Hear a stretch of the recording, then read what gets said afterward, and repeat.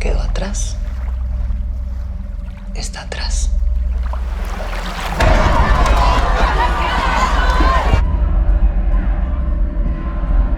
No penses en eso.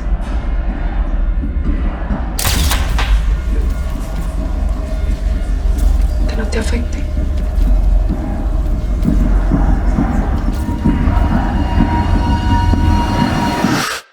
Bueno, Jairo, gracias por estar con nosotros, gracias por acompañarnos en este espacio. Bienvenido, ¿cómo estás? A ustedes, gracias. Contento de estar hablando de cine de nuevo. Y bueno, de cine, hay mucho cine. El año pasado estuviste bien ocupado, tuviste 2 estrenos grandes. Estrenaste Temblores, estrenaste La Llorona. De hecho, el año pasado, para el mes de abril, nos conocimos en el Festival Internacional de Cine de Panamá, donde estuvimos hablando un poquito de Temblores. Unos meses después, apenas en agosto, estrenaste La Llorona en Venecia, ¿no? Un año súper ocupado. Cuéntanos cómo fue eso y si has podido descansar algo ahora en la cuarentena o has seguido trabajando. Mira, fue un año muy, muy ocupado, pero también fue un año de mucho orgullo, incluso de mucho orgullo para el cine de la región en Centroamérica, que nuestras industrias son tan chicas. Muchas películas de Centroamérica estaban viajando por el mundo en los festivales, entonces esto fue muy importante.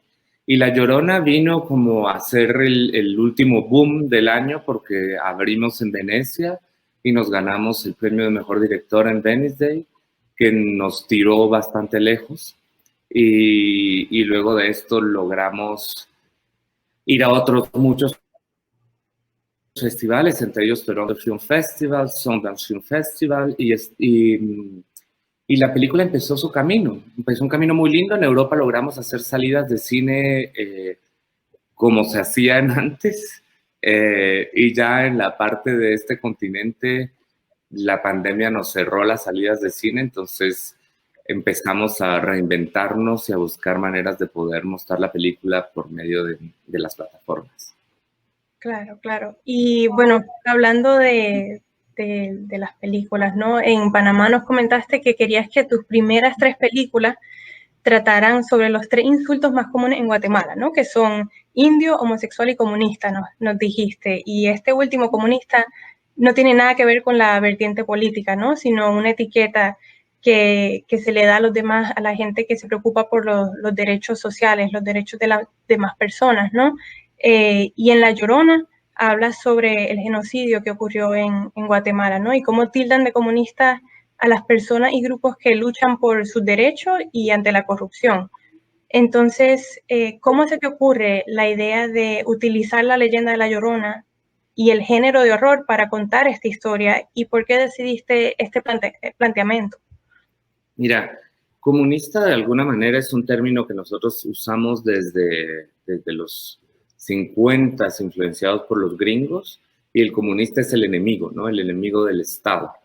El enemigo del Estado fue cambiando, ya no fue el partido político, ahora el enemigo del Estado es aquel que no está en pro de las acciones del Estado, como por ejemplo silenciar actos como el genocidio. Y el Estado incluso no es el que está en contra, porque el Estado abrió los juicios y el Estado declaró que hubo genocidio en Guatemala, pero la gente que hace el Estado es la que todavía sigue en contra de eso.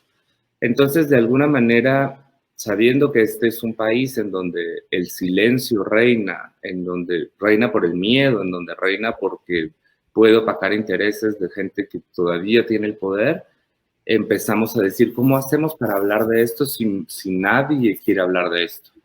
Entonces hicimos un estudio para entender vamos a ver, uno hace películas para diferentes audiencias, ¿no? Yo quería hacer la película para la audiencia internacional, pero también para la audiencia local. Entonces un poco era pensar cómo vamos a hablar de este tema para este público. Hicimos un estudio y en ese estudio de mercado para saber qué consume el público guatemalteco, y normalmente consumen películas de horror y películas de superhéroes. Entonces empezamos a buscar cómo podríamos pasar el mensaje metiéndolo en esto, y de ahí salió la idea de La Llorona, que de alguna manera en Mesoamérica es una superheroína y que aparte es un ícono de horror. Entonces se encajaba perfectamente para poder contar la historia. y nos permitía ciertas otras cosas, ¿no? Como revisitar una leyenda que es súper misógina, porque siempre es una leyenda de una mujer que llora porque un hombre la dejó, o que llora porque pecó, o que fue castigada porque fue infiel. Entonces, era el momento de hacer de ella una justiciera y hacerla llorar por algo más relevante que no fuera un hombre.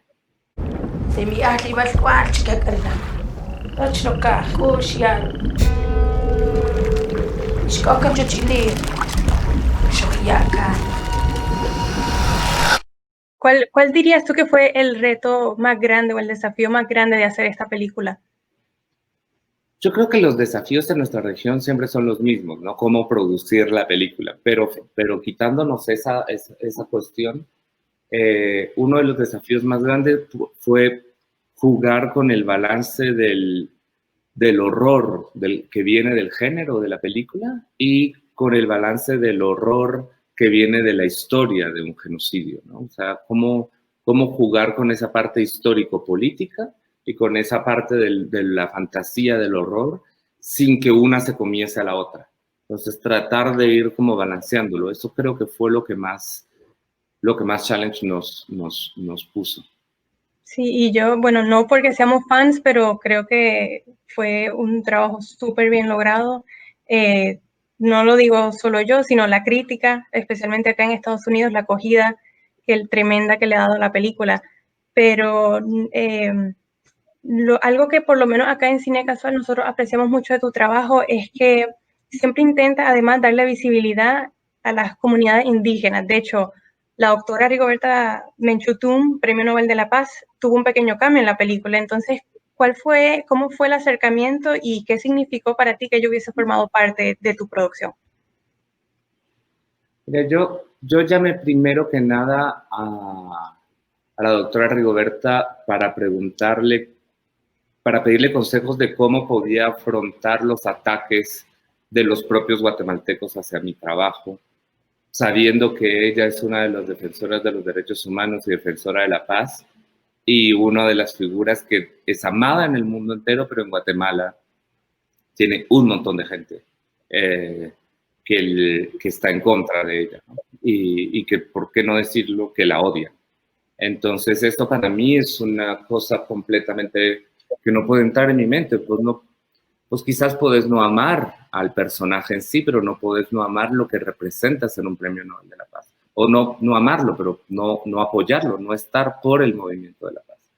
Entonces, por eso le pedí consejos al inicio y luego, queriendo hacer un guiño sobre este juicio en donde realmente, cuando los juicios reales pasaron, de un lado estaban sentados los partidarios de los acusados, entonces las familias militares, las familias del Estado y quienes los defienden, y del otro lado estaban las víctimas y los defensores de los derechos humanos. No estoy caricaturizando, pero estoy generalizando de alguna manera, ¿no?